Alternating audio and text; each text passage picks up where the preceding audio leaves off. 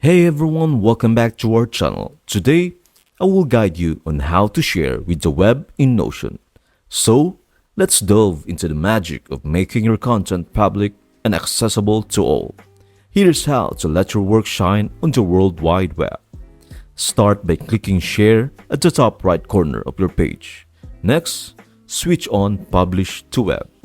Instantly, your page takes on a new identity, public and accessible via a unique URL.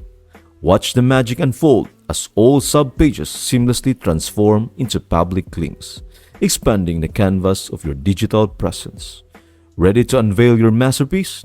Click Copy Web Link, and your Notion creation becomes a virtual open door, inviting anyone, Notion user or not, to explore.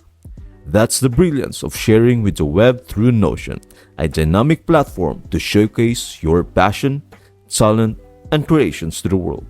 Illuminate the virtual stage, leave your mark, and share your story. That's it. Thank you for watching. I hope this video helps you out and see you in the next video.